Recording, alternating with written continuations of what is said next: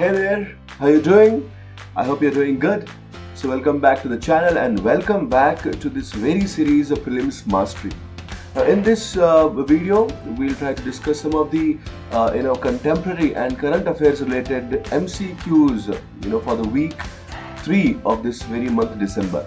Alright, I hope this very series is adding value to your prelims preparation, because I am doing this series for only one single reason here. The reason is to make this very preliminary examination quite easy for you to crack. Alright, so that's the only intention here.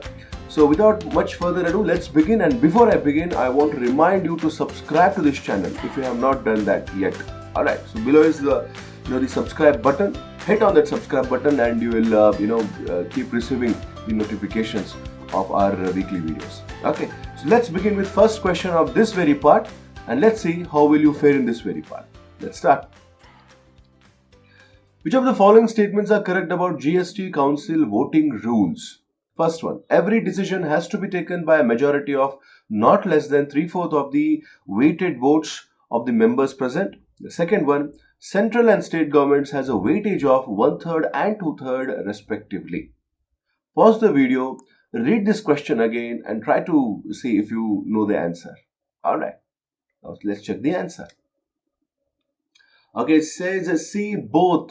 That is, both statement 1 and statement 2 are correct here. GST Council, in GST Council, when there is any decision needs to be taken regarding the GST rates by both center and state government, usually the decision previously was taken through consensus. Okay, but now voting system has been introduced, wherein the finance ministers who are present there, the state as well as the central finance ministers who are part of the GST Council, they'll vote on a particular matter, on a particular decision, and based on the voting, the decisions are taken here. And how the votings are conducted? By these two statements given. So every decision to be taken by a majority of not less than 3/4 of the weighted votes of the members present. Now 1/3 of the weightage will be with the central government and 2/3 of the weightage will be with the state government. So together it should cross 3/4.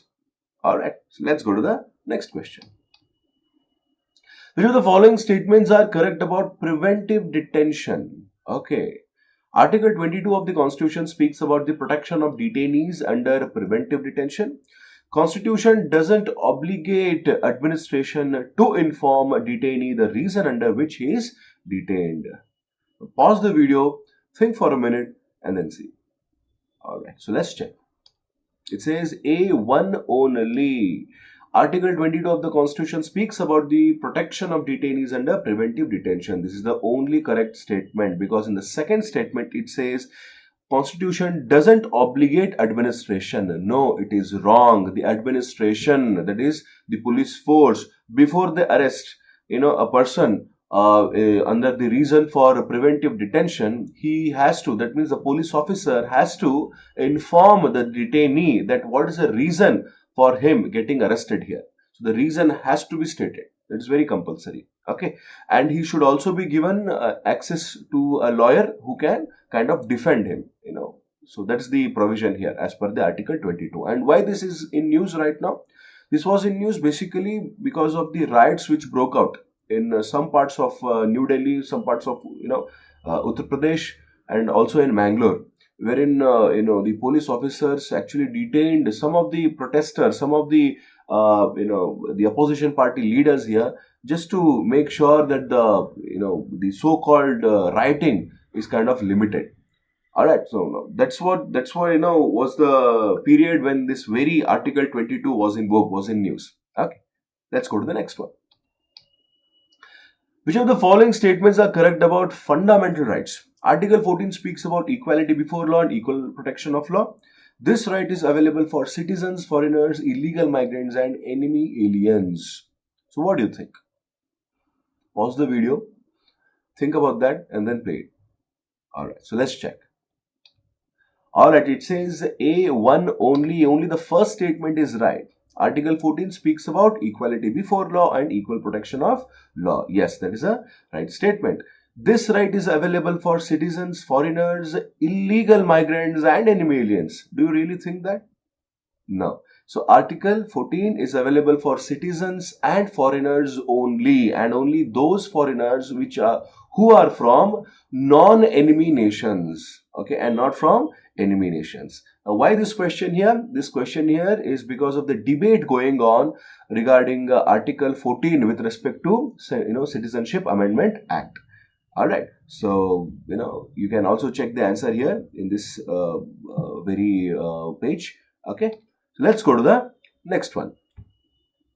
As recently seen in the news, Green Deal is, what is Green Deal?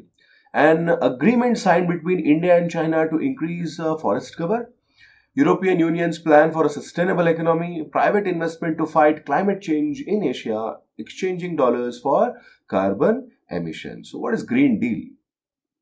Have you heard that recently? Okay. Pause the video, think about this, and then play it back. Alright, let's check. What's the answer? Answer is European Union's plan for a sustainable economy. So it is B here. I'm really sorry for the typo. Is the option B, European Union's plan for a sustainable economy. That's the right answer. Okay, now this was in news during the COP25, the meeting which was going on in Madrid, wherein European Union actually has proposed this very Green Deal. Green Deal is all about becoming more environment conscious and trying to come up with developmental plans in Europe which has sustainability to it. Okay, so that's the whole idea about Green Deal. Next one. The term fiscal slippage implies. So what is fiscal slippage? Drop in GDP growth rate, financial loss in MSME sector, undergrowth in employment sector, widening of fiscal deficit than expected. So pause the video, think about this. Alright, so let's check. The answer is D, widening of fiscal deficit than expected. That's the fiscal slippage. Okay, what is fiscal deficit? Fiscal deficit is all about how much the government is getting, its income minus its expenditure. All right, now if the income and expenditure, if the difference of that is in negative, then it's a deficit, and if it is in positive, the difference is positive, that means more income and lesser expenditure, then it's surplus. Okay, so we mostly run into deficit. Most of the countries in the world, they run into fiscal deficit when they do the budgeting. But this year, because of unprecedented issues, the deficit widened up. That means the expenditure was more than the income. Now that also is because of the dip in the GDP rate and the bifurcation of Jammu and Kashmir. So many things happened, right? Because of that, there is an increase in expenditure. Hence, there is a fiscal slippage. Whatever the government actually decided in the beginning of the financial year that what should be the fiscal deficit, it has widened more than that. Okay, so that is the fiscal slippage. They have slipped. All right, next one. Which of the following statements are correct? Vatsalya Matri Amrit Kosh is a national human milk bank and lactation counseling center. It is established by the Ministry of Women and Child Development in collaboration with the Norwegian government. So what do you think? Let's check. It says A1 only. That is Vatsalya Matramrit Kosh is a national human milk bank and lactation counseling center. The first statement is the right one. It is established by the Ministry of Health and Family Welfare and not Ministry of Women and Child Development. Maybe this is for the women, but remember, this is not by the Ministry of Women and Child Development. This is by the Ministry of Health and Family Welfare. Okay, so just because you read something related to women, it doesn't necessarily mean that it belongs to Ministry of Women. Okay, it can be some other ministry also. So please keep this in mind. The next one. Which of the following statements are correct about Pradhanmantri Matru Vandana Yojana?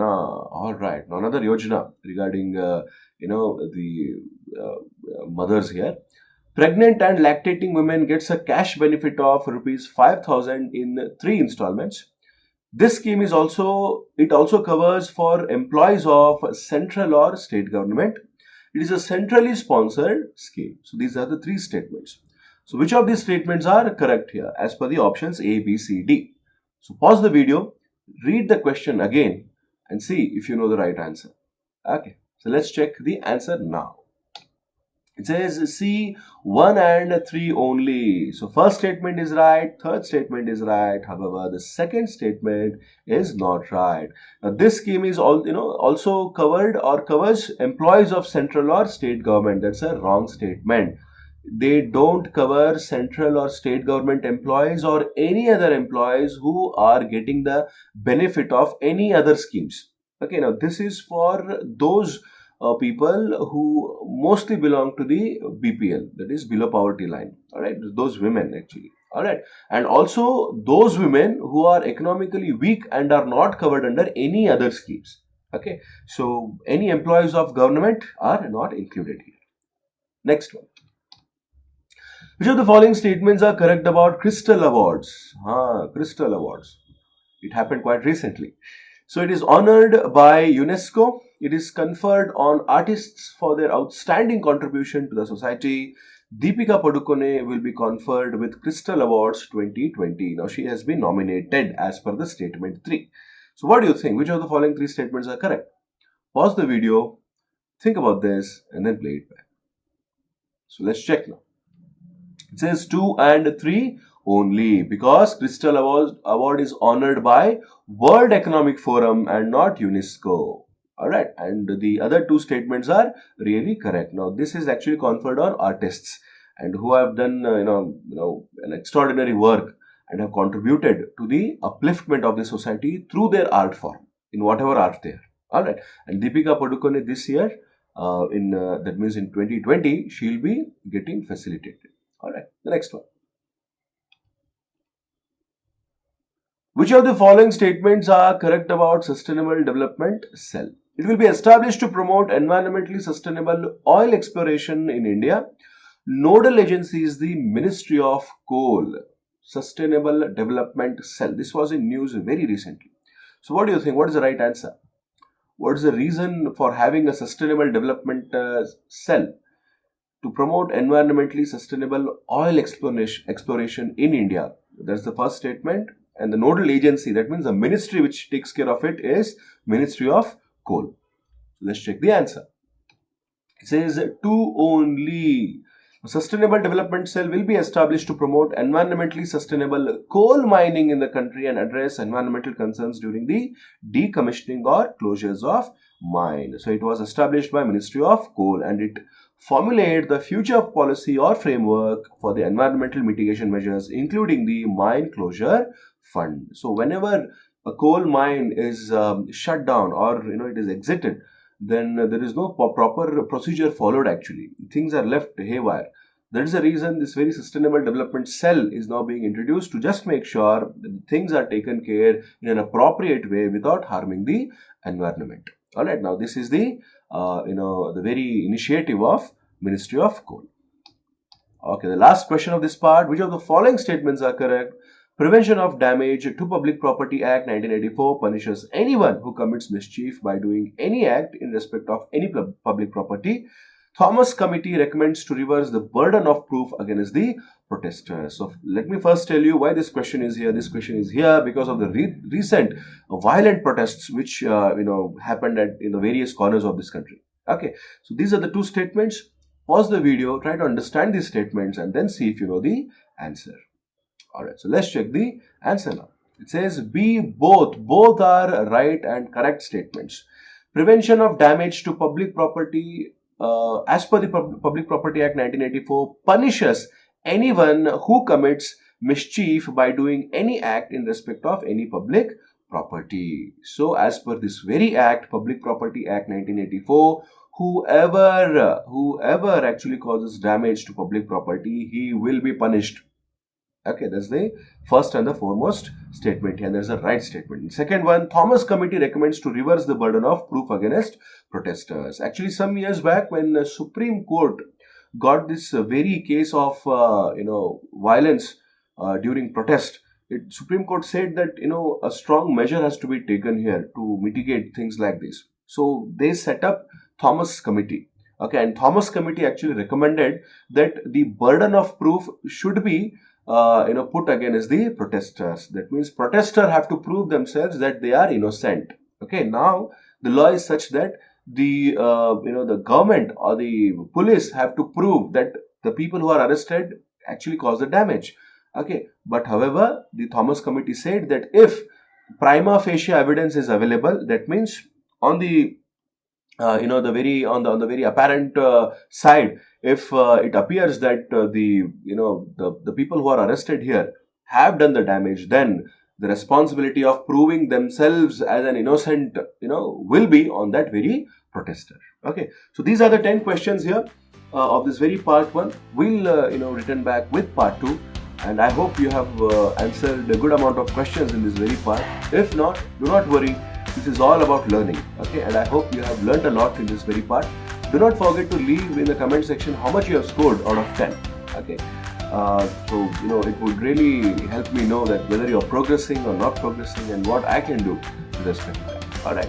So before we say bye, I would again remind you to subscribe to this channel, like this video, share this very video with your friends, and come back in the next part. All right. Take care. Bye.